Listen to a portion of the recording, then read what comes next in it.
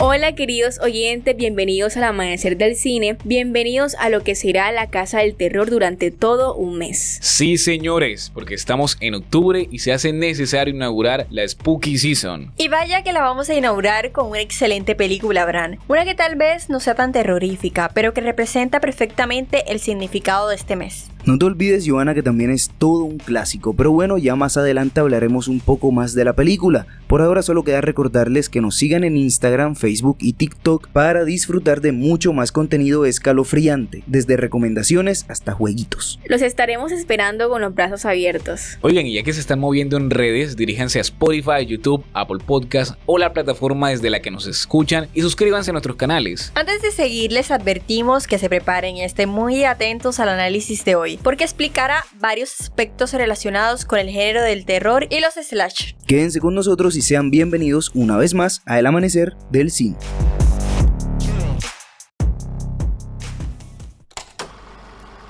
Escuchas El Amanecer del Cine.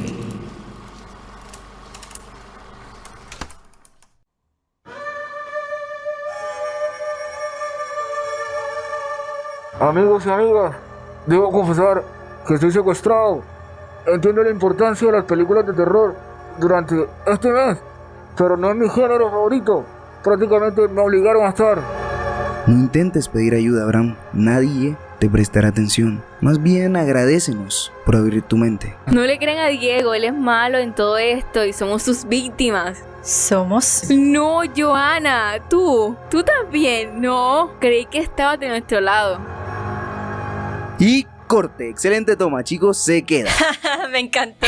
Sí, genial. Aclarando las cosas en caso de que no entendieran la mini obra, es una recreación de básicamente lo que sucede en Scream, la película que analizaremos hoy. Claro que sí, claro, un adelanto ahí para los oyentes, para los próximos ganadores de mejores actores y actrices para los Oscar. Pero bueno, esta película estrenada en 1996, dirigida por Wes Craven, pertenece al género slasher y es protagonizada por Neve Campbell, David Arquette y Courtney Cox. Para el que no sepa, es Mónica en Friends. Es una película que con el pasar del tiempo se convirtió en todo un clásico y que dejó 3 secuelas y 2 recuelas. Además, la apariencia de su villano llamado Ghostface se convirtió en un icono para todo el mes y sobre todo para las noches de Halloween de todo el mundo. Sin duda, Karen, su influencia es inigualable en las películas de terror y slasher modernos. Y como si esto fuera poco, fue parodiada en al menos 2 de las 5 películas de Scary Movie. Esto no es necesariamente algo que la hace buena, pero al menos deja notar una influencia en el mundo y en el cine. Real, Abraham, Scary Movie marcó tendencia porque supo mezclar lo mejor del terror con el humor. Pero bueno, eso es tema para otro capítulo. Por ahora, Karen, cuéntanos de qué va esta película. Bueno, Scream está ambientada en el pueblo ficticio de Woodsboro y cuenta la historia de Sidney Prescott, una joven estudiante que se convierte en el blanco de un misterioso asesino enmascarado conocido como Ghostface, que amenaza con acabar con la vida de ella y la de sus amigos. La película es un slasher en todo su esplendor que básicamente muestra al asesino persiguiendo a sus víctimas durante toda la película. Algo que tiene sentido luego del origen de este género planteado por Psicosis, película que ya se analizó aquí en El Amanecer del Cine. Y algo que tiene mucho más sentido al repasar la carrera del director de la película, así que iniciemos con el análisis de Wes Craven y su estilo.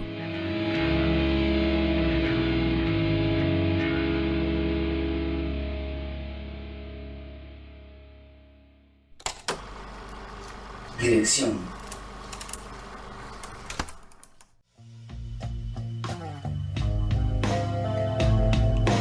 Wes Craven es un nombre que todos los fanáticos del terror tienen en su mente por la contribución que tuvo en el género. Tan importante fue que incluso hoy, después de su muerte, en muchas escuelas de cine se sigue mencionando y enseñando a manejar el terror de la forma en que él lo hizo. Y eso que hubo muchos otros que también realizaron excelentes trabajos, chicas. Pero bueno, Diego, cuéntanos todo lo que hay que saber del estilo de Craven y la forma en que lo aplicó en Scream. Bueno, como siempre voy de atrás hacia adelante porque la historia de este director marcó toda su carrera.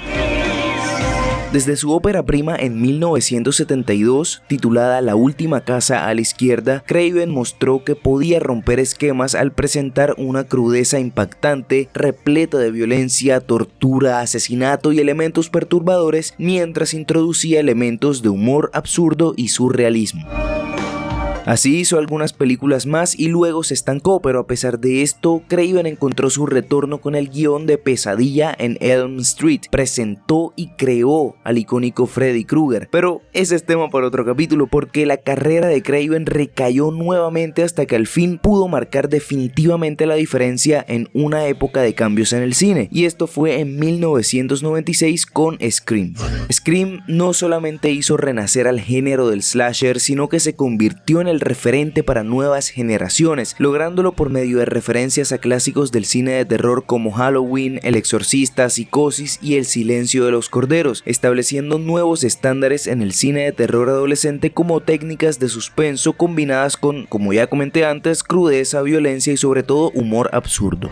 Podría decirse que de cierta forma Craven marcó el género del terror para las generaciones venideras y a día de hoy, después de su muerte, dejó un legado que continúa inspirando a todos los cineastas que buscan crear películas que desafíen las normas de los diferentes géneros y propongan nuevas ideas o formas de hacer las cosas. Entonces, definitivamente Craven fue y sigue siendo uno de los mejores directores de terror de la actualidad, acompañado tal vez por James Wan y más actualmente superado por Ari Aster y Jordan Peele, aunque claro, en géneros de terror completamente distintos. Y recordar que Jordan Peele viene de la comedia. A mí siempre me ha parecido un espectáculo que un comediante haya entrado en el mundo del terror y lo haga bien, o bueno, en la mayoría de películas, según qué gusto lo vea, en las que ha mostrado. Y Diego, deberíamos analizar una película de Ari Aster. Su terror psicológico es genial y creo que puede compararse un poco a lo que genera una película como El Exorcista. Apoyo la moción. Estaría genial analizar una película de esas que esté revolucionando el género de la actualidad. Yo también creo lo mismo, y como el director aún no tiene muchas, se hace fácil la elección. Bueno, me parece bien, luego escogemos cuál analizaremos. Por ahora vamos a seguir con el análisis de Scream.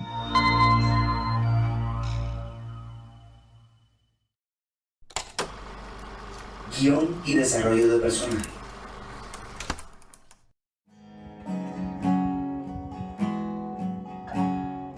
Es raro analizar el guión de una película tan sencilla como esta, pero lo hacemos porque tiene un par de puntos que vale la pena revisar. De hecho, Ivana, la película fue escrita en 3 días por Kevin Williamson, tanto así que le alcanzó para pensar en el guión de la segunda y tercera secuela, que por cierto, Williamson escribió películas como Sé lo que hicieron el verano pasado, Aulas peligrosas, la muy conocida serie adolescente de Vampire Diaries, entre otras producciones.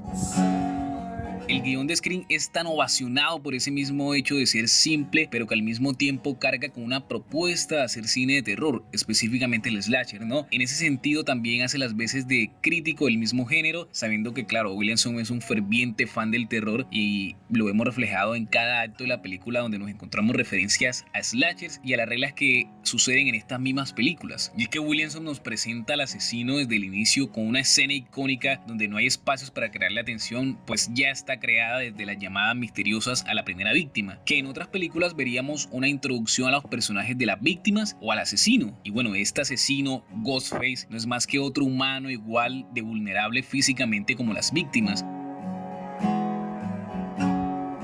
El guionista nos deja ver en su torpeza que cualquiera podría ser el asesino. Entonces el guión se vuelve metanarrativo cuando la audiencia piensa lo mismo que explica Randy, el personaje que nos explica todas estas reglas, reflejado en estos momentos específicos de la película donde nosotros como audiencia gritamos a la pantalla: no vayas ahí, o tienes al asesino detrás de ti, o corre que viene detrás, viene cerca, cosas que justamente Randy explica en la película, ¿no? Y ahí radica la genialidad del filme, aunque algunos críticos lo llaman parodia. Tal vez no se equivocaron, pero es precisamente eso lo que Williamson quiso plasmar, una reformulación del slasher que trajera nuevas preguntas al espectador y no hacerlo tan predecible. Uno de los momentos del guión que encantó fue el misterio sobre la identidad de Ghostface, que aunque no tenga un final tan sorprendente como los libros de Agatha Christie donde se desarrolla este tipo de tramas, mantiene al espectador poniendo la mirada en cada personaje para descubrir quién es el asesino, viendo cada gesto, qué es lo que dice, qué es lo que hace. Bueno, es un guión hecho para amantes del cine, un especial amor al cine de terror y al subgénero del slasher. Bueno, Abraham, esto explica por qué influyó tanto en la memoria memoria y en el pensamiento colectivo. Fíjate, creería que aunque el guión fue de gran importancia, la elección de los actores también influyó mucho en el recibimiento de la película. Bueno, sí, algo como lo que pasó con los Vengadores y el universo cinematográfico de Marvel, que sin actores tan espontáneos y carismáticos no hubiera funcionado. Exactamente, tú acabas de dar el principal ejemplo, pero chicos, aprovechemos que hablamos de esto y analicemos la actuación de la película. ¿Qué les parece? Claro que sí, hagámoslo. Actuación.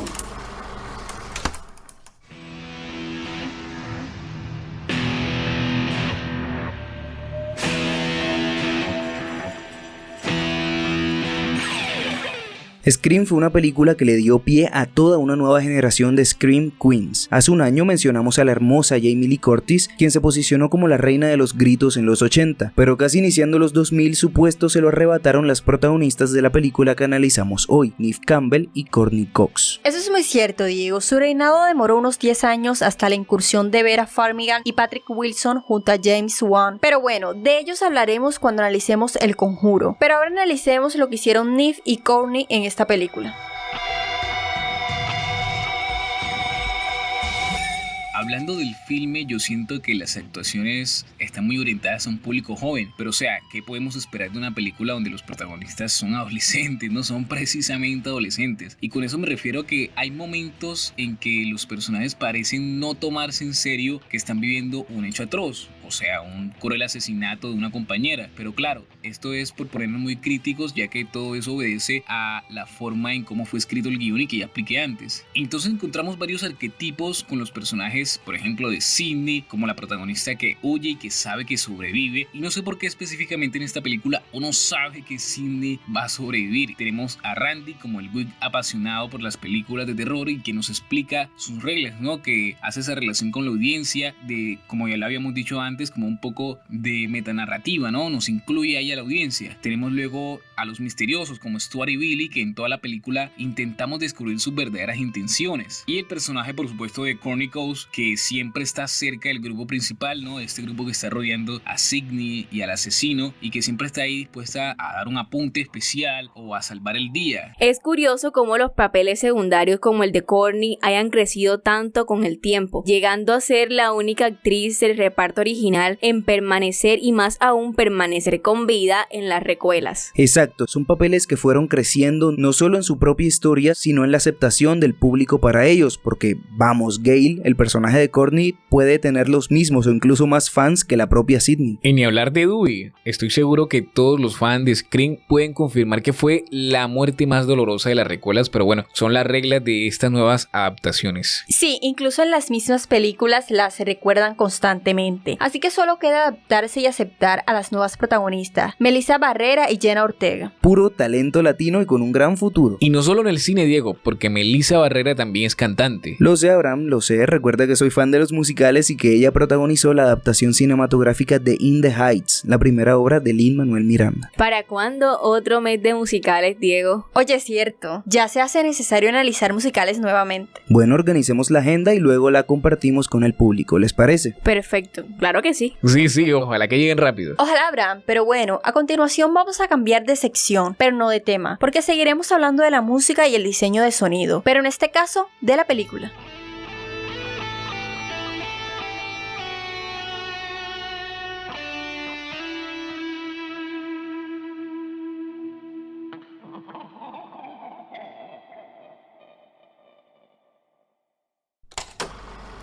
Diseño de sonido.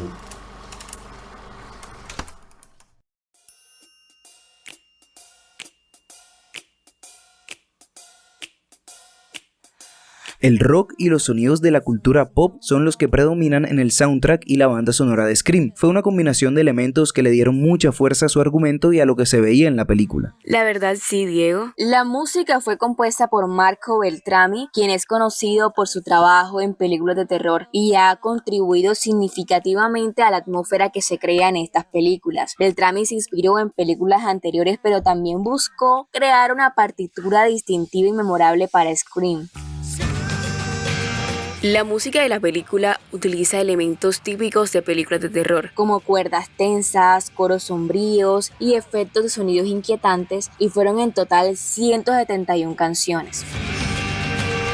Los efectos Foley y la ambientación sonora desempeñan un papel crucial en la película para crear realismo y aumentar la tensión. Se utiliza para enfatizar los sonidos de los cuchillos, el crujir de las hojas, los portazos, las llamadas telefónicas, entre otros. La cuidadosa atención a los detalles sonoros contribuye a la inmersión del espectador en la trama, algo clave para crear una experiencia aterradora. La música también se utiliza para jugar con las expectativas del público, a veces creando falsos indicios de peligro para sorprender más tarde con un giro en la trama. En las secuencias de acción y persecución, la música se vuelve frenética y contribuye a la sensación de caos y peligro.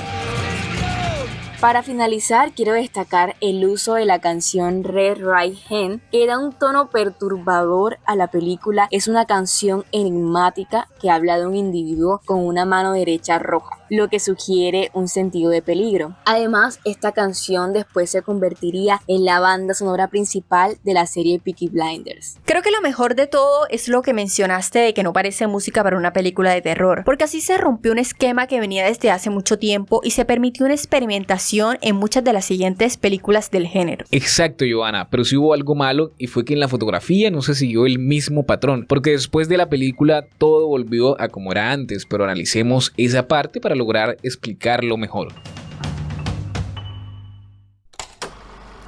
Cinematografía.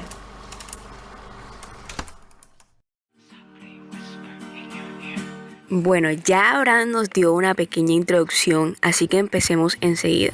La dirección de fotografía estuvo a cargo de Mark Irwin, quien ha trabajado en variedad de géneros cinematográficos. Ejemplo de esto son las películas Robocop 2 y 10 cosas que odio de ti. Lo anterior le proporciona cierta versatilidad necesaria para adaptarse a películas con tonos particulares como el de Scream. Irwin había trabajado previamente con Wes Craven en Wes Craven's New Nightmare, lo que facilitó su colaboración en Scream. Esta relación de trabajo previa contribuyó a una comprensión sólida de la visión de Craven para la película. Mark ayudó a crear un estilo visual característico. Utilizó una paleta de colores que reflejaba el ambiente suburbano de la película, lo que contrasta con la violencia que se desencadena en la historia. El color rojo se utiliza de manera significativa para representar la sangre y la amenaza.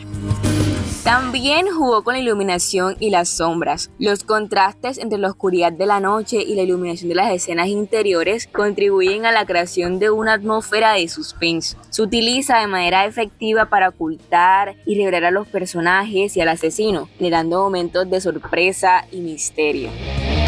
En la película emplean varias técnicas de cámara para crear momentos impactantes en la película, como los movimientos de cámara rápidos y giros bruscos para aumentar la tensión y sorprender al espectador en momentos clave. Además, se emplean planos subjetivos para que el espectador vea desde la perspectiva de los involucrados, creando así una sensación de inmediatez y peligro. Es una lástima que todo esto se haya perdido y que incluso hoy siga dejándose de lado. Los cambios demoran en notarse. Esperemos que próximamente se rompan los esquemas nuevamente y esta vez sí se mantenga. Esperemos que sí. La importancia de este tipo de películas radica en eso, en proponer los cambios y esperar a que la industria los acepte. Por eso, en parte, Scream creó un cambio generacional y promovió nuevas formas de ver el terror y los slasher para todo el nuevo siglo. Y lo popularizó de una forma inigualable. Por eso es tan importante y por eso la escogimos hoy. También porque Diego la montó, pero bueno, valió la pena.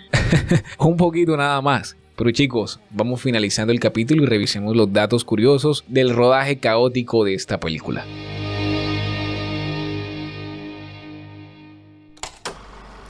Datos curiosos.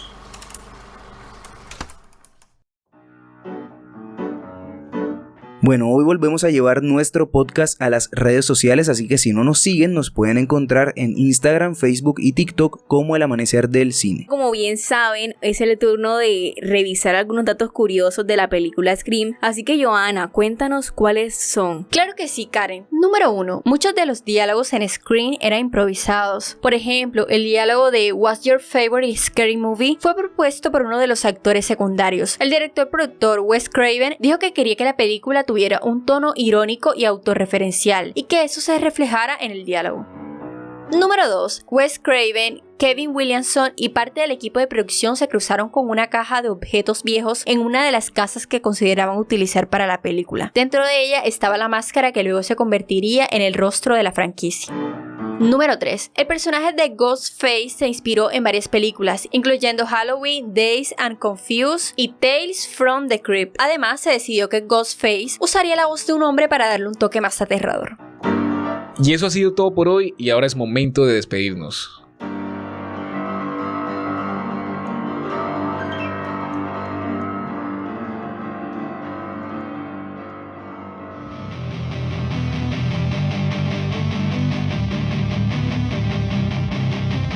Como Abraham acaba de mencionar, es momento de terminar el capítulo de hoy. Espero lo hayan disfrutado y los haya puesto en el mood de la temporada de terror que tendremos este mes. Les agradecemos por permanecer con nosotros y prepárense porque el siguiente análisis será de una película escalofriante.